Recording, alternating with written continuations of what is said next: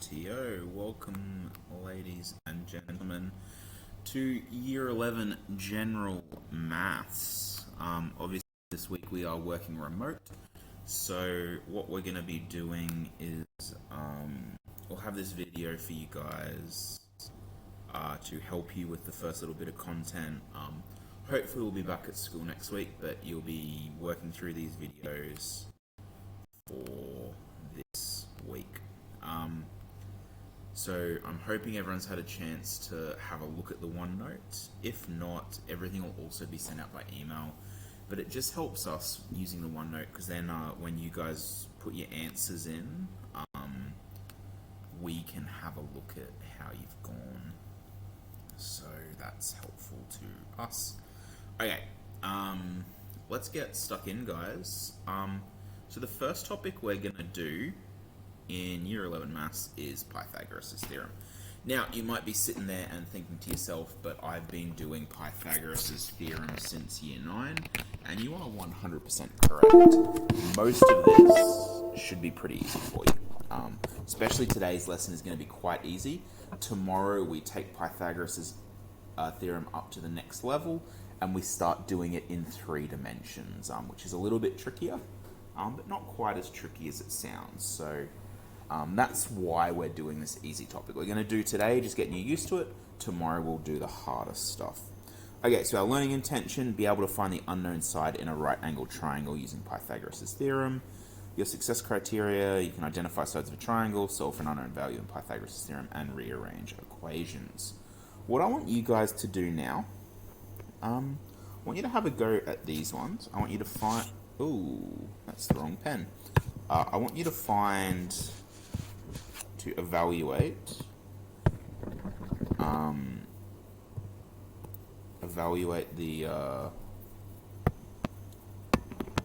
the terms on the left there. Sorry, I was just trying to fix my pen. That probably sounded really weird.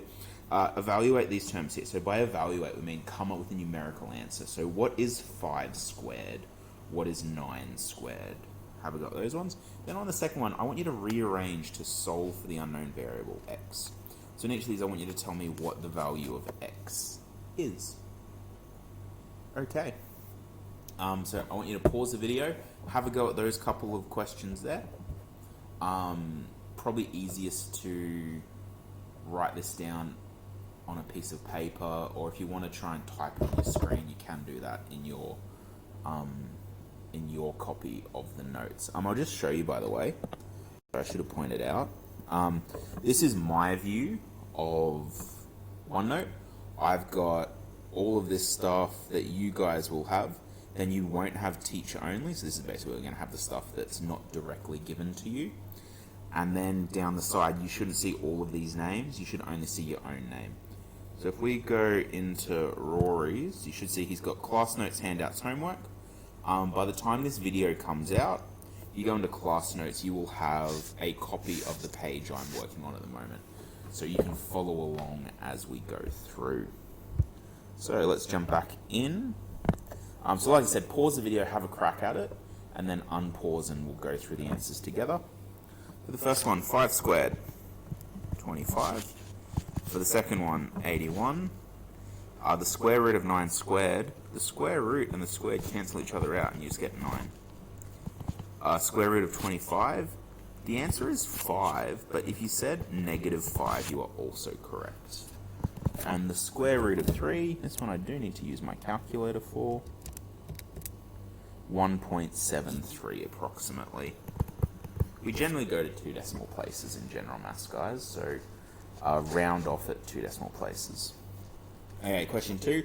Solve for the unknown variable x. So we've got 16 plus x equals 42 for the first equation. Now using algebra, I want to get x by itself.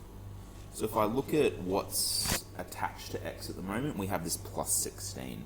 So I want to get rid of it. So I'm going to minus 16 from both sides. And if I have done my maths correctly, that should be 24? No, 26. No, my brain's fried. It's been a long day, guys. Let me check in the calculator just so I'm not telling you lies. 42 minus 16, 26. Hey, I wasn't crazy. Next one, x minus 12 equals y. This one's actually a little bit more complicated because we won't be able to say specifically a number that x is, but we can make it so that x is by itself. So we can say, well, x is this. So looking at x, the thing that it's attached to is this minus 12, so I'm going to plus 12 for both sides, which gives me x equals y plus 12. So like I said, we don't know specifically what x is, but we do know that it's 12 more than y. And last one, 20 equals x squared plus 4. So once again, we're going to try and get x by itself. So it's got that plus 4 there. So I'm going to minus 4, and that gives me x squared equals 16. And then to find out what x itself is, I've got to square root both sides, which gives me x equals 4. Or you could also say that x equals negative 4 would be a correct answer also. The reason that is, by the way, guys, is when you square root something, it can always be positive or negative. You don't really need to worry about that, though. Just stick with x equals 4. Okay, let's get cracking into Pythagoras. So like I said, Pythagoras should be relatively memorable for you guys. I'm hoping you've done it before. You've seen Pythagoras. You remember a squared equals b squared plus c squared, or c squared equals a squared plus b squared. You see it a few different ways. So on to the man himself. He was a Greek fella from the island of Samnos. He created the Pythagorean theory, or it's actually a bit of an untruth that he created the Pythagoras' theorem. What he did is he actually created a school for mathematicians, and it was actually some of his students that came up with the Pythagoras' theorem. But he got to claim credit for it because it was his school. So lucky fellow, I suppose. Now let's keep going. So formula for Pythagoras, like I said, you do see this a few different ways. This is probably the most common way. A squared plus b squared equals c squared. The important thing to note is that where c is the hypotenuse, which is the longest side.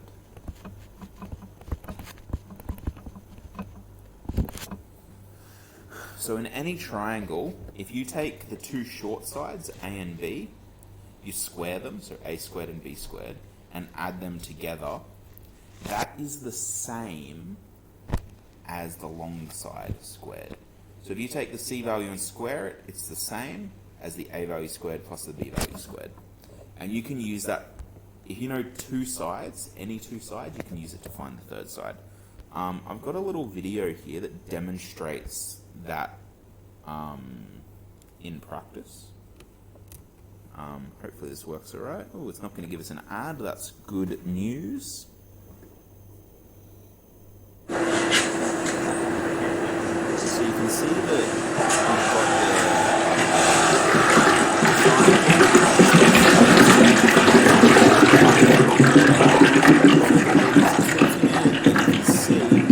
that when you empty up the two squares into the bigger square, it fits perfectly. So c squared equals a squared plus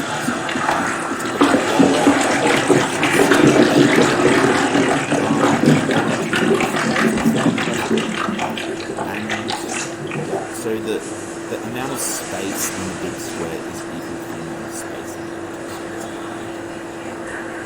Is what that means. One of the links to that, I suppose, is also that in a right-angled triangle like this one is, you also know that C has to be longer than both A and B. Which you might have seen this meme going around social distancing. So you can see that everyone should have 6 feet between each other, but then they've said the diagonal would be 6 feet as well, which of course, as Pythagoras could tell you, would not be true. It would be bigger than 6 feet. Let's have a go at a couple of problems, guys. So, we have a triangle here. I want to find x. Yes, I know. Found it. There it is. That's going to be my C edge. The other two, A and B, I could not care less which one is which. It doesn't matter. I'm going to call that one A and that one B. So, in order to find the value of C, I'm going to say C squared equals A squared plus B squared. So, always in maths, step one, write out rule. Step two, sub in values. So sub stands for substitute values. So C, I don't know what C is, but it's an X. I'm going to replace C with X. A is 4.2 and B is 5.8. Now, what sometimes people forget is they replace A with 4.2 and they forget about the squares. So just say, okay, x squared is equal to 4.2 plus 5.8. And that is going to give you the wrong answer. The squares are really, really important. There's two ways you can solve this, guys, and I'm going to show you both ways. So the first way is step by step. Now, what we do here is we say x squared equals 4.2 squared plus 5.8 squared. And what you do there is you put that in your calculator as is. So 4.2 squared plus 5.8 squared. Oops, I typed that in wrong. My apologies, guys. 4.2 plus 5.8 squared. 44.68. And then from there, we still need to get x by itself. At the moment, it's an x squared, so we'll square root both sides. And that gives me x equals square root of my answer, 6.68.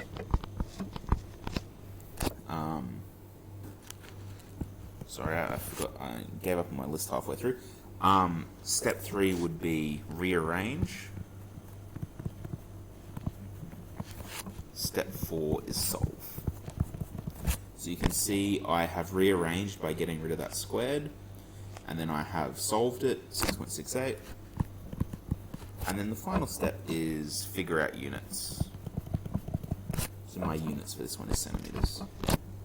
So that was the first method, that's step by step. They're going to be very similar. The main difference here, guys, is you've used multiple steps in your calculator.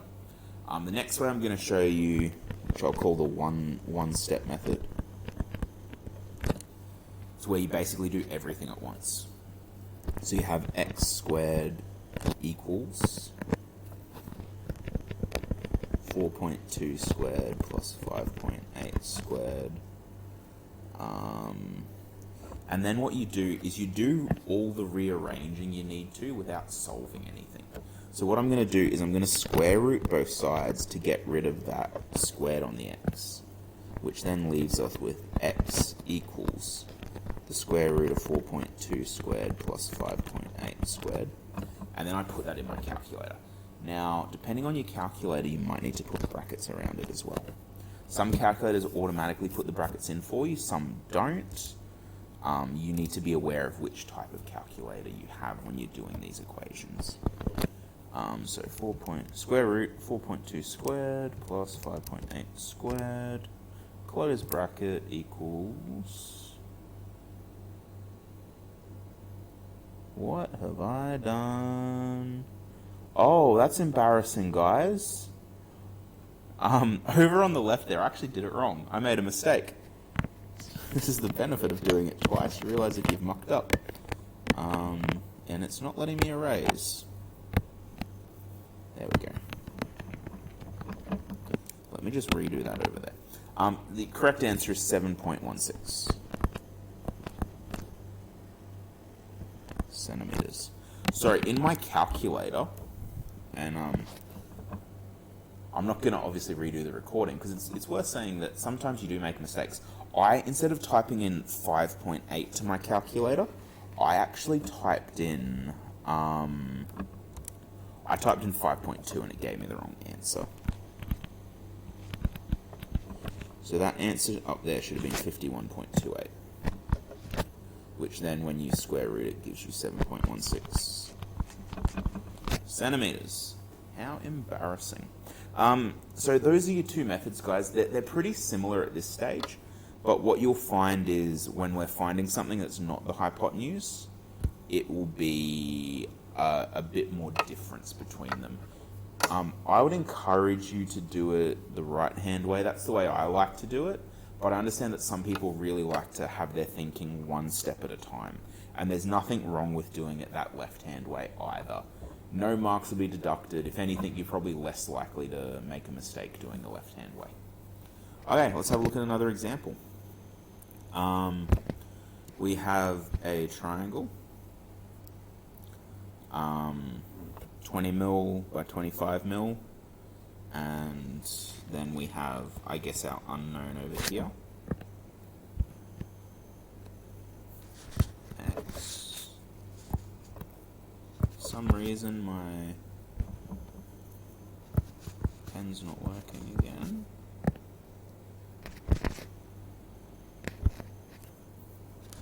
X. This is frustrating. There we go. Or maybe not.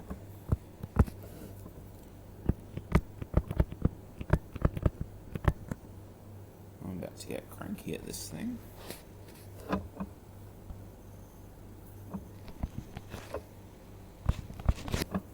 That's not helping.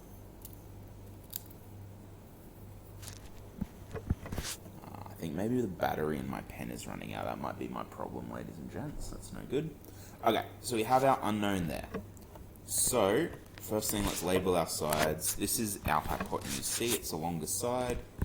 A and B, doesn't matter what order we do. So let's set out our rule. C squared equals A squared plus B squared. Which, if we sub in, X squared equals 25 squared plus 20 squared. I'm going to do this the left-hand way for this one. No, actually, I'm going to do it the right-hand way. I'll do the next one the left-hand way. Yeah, I'll do the next one the left-hand way. So I'm going to square root both sides, which gives me x equals the square root of 25 squared plus 20 squared, which then gives me square root 25 squared plus 20 squared, 32.02 with rounding. 32.02 millimeters. Cool. Bish bash bosh, done. It's probably worth noting now, guys, in your exam, what Mr. Watson and I, excuse me, I've got the yawns. What Mr. Watson and I will be expecting from you is this level of setting out. I know that there are some people that can keep the steps in their head and just put an answer down. I'm going to tell you right now, if you do that on your exam, you're going to miss most of your marks. In year 11, you do get marks for working out. So if you just put an answer down and don't show where that answer came from, you will miss out on marks, which is not good. Okay. So, let's do this one now. Now, you might notice straight away on this one, there's an extra complication, and that complication is that it's not our hypotenuse that's an unknown. So I've labeled them A, B, C. C squared equals A squared plus B squared.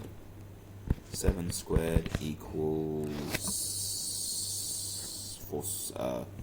A squared plus 4 squared.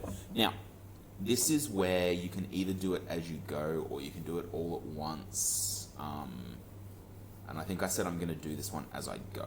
So I'm going to try and solve everything I can on each step as I go. So what I'll do first is I'll do the squareds first. 7 squared is 49. Geez, I'm having a real brain malfunction because I don't even know if that's true. Okay, that is true. I've checked on the calculator. My brain's not as fried as I thought. And then 4 squared is 16. So I want to get a by itself. So I'm going to have to get rid of the 16, and I'm going to have to get rid of the squared. So we'll do them one at a time. Minus 16, minus 16. Which gives us a squared equals 49 minus 16, that would be 33. 33. Then, like I said, we've got to get rid of the squared, so I'm going to square root. A is equal to the square root of 33, 5.74. And because we're working in centimeters, the answer will be in centimeters. Sorry, I'm trying to make that 5 look less like a 6. There we go. Okay. I think that was the last one that I had for you guys. Like I said, it is a little bit more difficult when you have the unknown on one of the short edges. There's a little bit more maths that you're going to have to do to rearrange that equation. But you guys are big bad year 11s, and I think you can do it. So that's all I wanted to show you for the first bit. You guys do have some work fit to be going on with. So if I have a look at our worksheets here, worksheet lesson 1, I've just gotten a section from your textbook here. It's very low effort on my behalf, I know. I've just highlighted the questions I want you to do. So I want you to do question 1A, 1C, 1I, and then question 3, 4, and 12. Geez, that's not many questions, is it? I'll tell you what, I'll get you to do question 10 as well. I'll just show you something else as well, guys. If you have a look on the right-hand side here, you can see this green bar down the side, and it says SF. That stands for simple familiar. What that means is these questions are basic. They're easy. They're ones we practiced in class a bunch. As we go down, still simple familiar. All of these are simple familiar. Simple familiar. Okay, CF. That means complex familiar. That means it's similar to what we've been doing, but there's an extra step. So it's still familiar. It's still the same type of problems we've done in class, but you might have to do an extra step to get to the answer. So if you look at question 10, the extra step that you're going to have to do is draw out the diagram from that worded description. That is something that some people struggle with. So like I said, guys, just have a crack at those highlighted problems. If you want to, this will be in your handout section. So it's not there yet, but it will be there. If you would like to put your answers up there either by typing them in, or if you want to work it out by pen and paper and take a photo on your phone, you can upload it that way as well. That'll be really handy for your teacher, because that way we can check that you're on the right track. So, like I said, guys, have a crack at just the highlighted questions. I'm not going to get you to do them all, but have a crack at those highlighted questions and see how you go. Any issues, feel free to send us an email, and we'll see if we can help you out. Okay, that's it from me today, guys. Good luck with those questions, and let me know how you go.